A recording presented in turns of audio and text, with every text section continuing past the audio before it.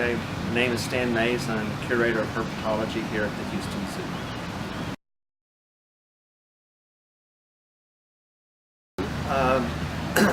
Well, it sort of depends. I mean, you have some private people that do absolutely fantastic jobs of taking care of animals.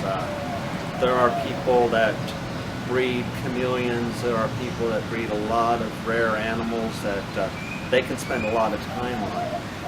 Unfortunately, there are a number of people that buy animals from pet shops not knowing a whole lot about them, and you'll see them, say, for an insectivore animal, they'll be feeding crickets, they'll be feeding mealworms, animals that really have very, very little nutritional value. And after a while, of course, the animal that's being fed these crickets and all that starts showing signs of mineral deficiency, calcium deficiencies, because just one type of animal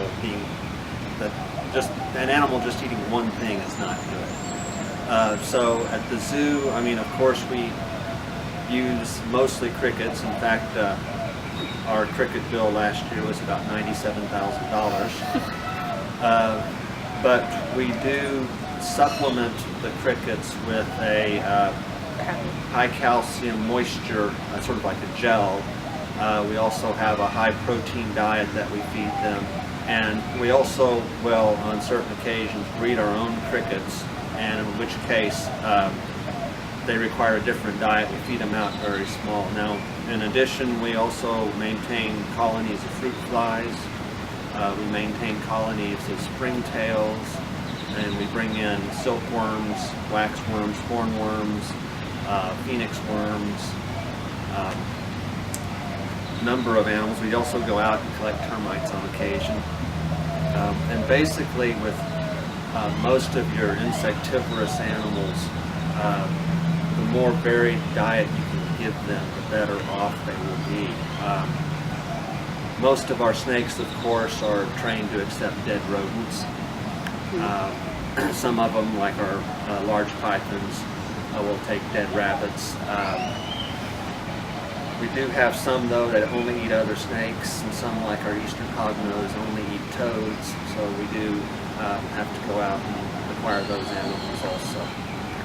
Then animals such as Smog here, he likes a whole variety of stuff. You know, they're a very intelligent animal. They get bored after a while, so he eats a lot of rats, but he'll also get occasional chickens, hard-boiled eggs. Every once in a while, for a special event, he'll get a goat or a turkey or, something that he really enjoys. He's going to get a pig one of these days. Killed, of course, already dead. Then our herbivorous animals, we have special pellet diets that we feed, like one company that makes a lot of exotic animal foods is Missouri. And they sell a pellet for crocodiles and alligators. They sell pellets for high fiber, for aquatic turtles, for tortoises. And we mix that in with a vegetation diet. A lot of, kale, romaine lettuce, sweet potatoes, carrots. And what we do is we grind it up real small because reptiles are a lot like little kids. They will pick out what they want to eat. So you have to make sure that they eat everything. Okay, you let a little kid eat nothing but chocolate, that's what he'll eat. And if a tortoise has an opportunity to only eat one thing, like romaine lettuce, if that's what they like, that's what it'll eat. So you have to crush up everything and make sure they eat everything.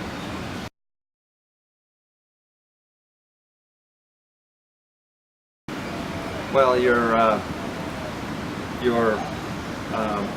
bearded dragons and all that would take a lot more vegetation as compared to your chameleons and your tree frogs. Your tree frogs are, one thing you can do with a chameleon a lot of times is feed it feed it every once in a while a small pinky mouse. Because, you know, those are really nice. They have all the trace minerals in them and everything. A nice little contained food package, but you can't do with amphibians. Now we do, I forgot to mention this earlier, but we do also bring in earthworms and we bring in blackworms that we feed out quite a bit, and those are pretty good. Again, whenever possible, feeding out a whole animal is best. But your amphibians, though, you do need to, you know, gut load the crickets first. You also need to, we dust them with vitamin and calcium powder. We try to do everything we can. Although I wonder sometimes how much the vitamin and calcium powder, how much that affects their taste, because, you know, yeah, and it is important. They have to eat them right away. If the crickets jump away, then it's useless.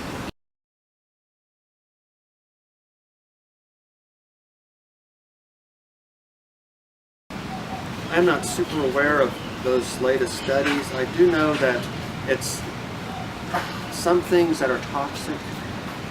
Other animals eat them just fine.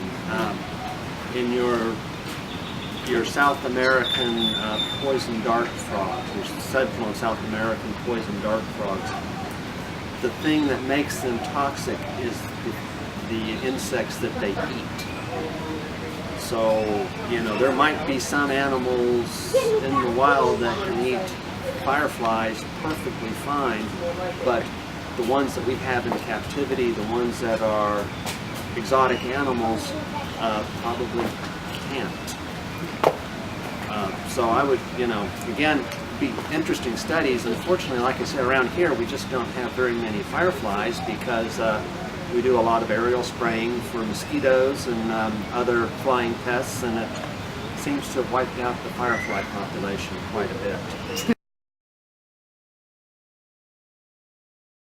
You know, a lot of your phenol compounds, like Lysol, is quite toxic. Mercurochrome, which is, you know, people put it on cuts, that's very toxic to turtles. There's a whole variety of things. We tend to be very careful about what we use in our cages, and you know, you can't go too wrong if you have a reptile with dilute bleach to do a nice disinfectant job. Bleach just seems to be one of the best ones that there is available. It does not work well if it has organic contaminants in it. There's a new stuff out called trifectant that's very effective, but at the same time, a little tub of trifectant in powder form runs about $94 to $100. Bleach, of course, you can get in gallon form and dilute it quite a bit. Well, first off, you see something wrong with the animal, okay? The keeper tells supervisor or tells myself. We give them permission, say contact the vets. The vets put it on their rounds, they come out and look. Then a lot of times we'll gauge it, you know, like if the animal is showing some real stress, if we're seeing, say, hind limbs are swollen, or it's going through some nervous twitching movements, or it's gaping, or it's looking just odd, then we immediately take it up to the clinic. Usually the first thing we do is start it on, you know, the clinic staff will take a blood sample. If there's an affected area, might take a skin biopsy. Then we will go and actually do some radiographs. If it looks like there's some digestive issues, we'll put some barium in and do a barium study. All this trying to sort of diagnose what could be wrong.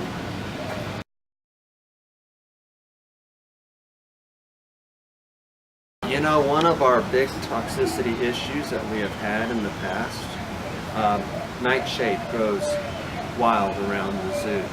And so in our tortoise yards, we have to go through there routinely to look for nightshade. And we have had animals that have gotten nightshade toxicity poisoning.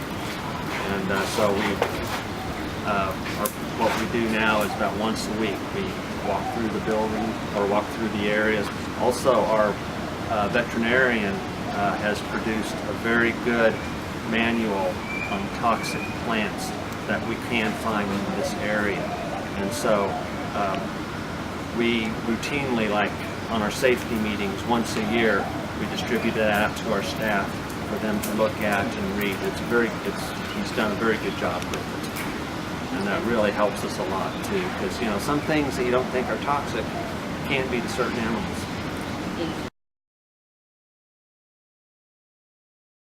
And actually the elephant, since she's glaring at me from over there, she's like, I see a cup. Okay. I see a cup. See, it's a cup. And she's like, wait, you can bite the kid. He's like, I know what that is.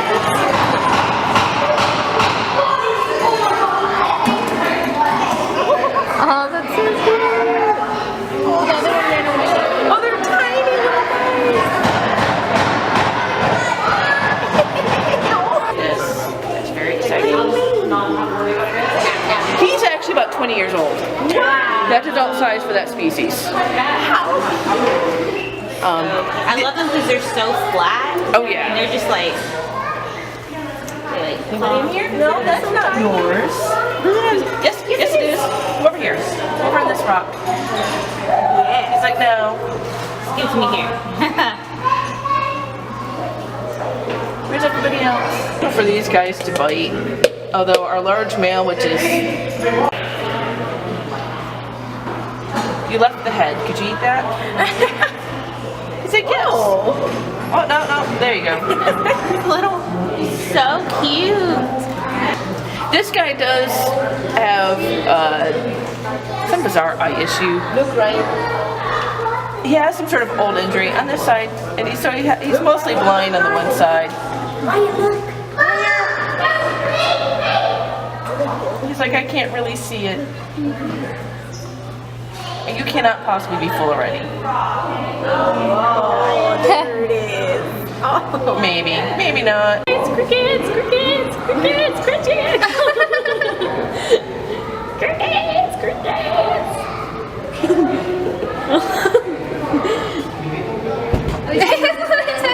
There's one of them. And she's really spoiled because normally I make her station. She actually is trained just like the cats come in at a particular pace to receive it, but since I wanted you to be able to get a good focus on my part, I immediately crawled on their heads.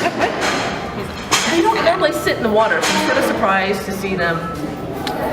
They just want to take a little bath. Usually they like to bath, get up on the UV this time of day and bath.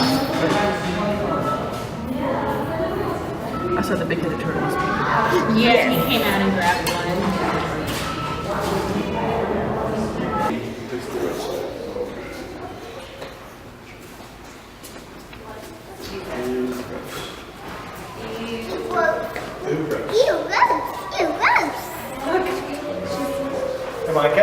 Micah. Don't just jump right in front of people, dude. There's a little girl in there. What's he eating? I don't know. I see some grapes in there. And some lettuce. Is that some pesto? Sophia, I can make it. She's got a camera.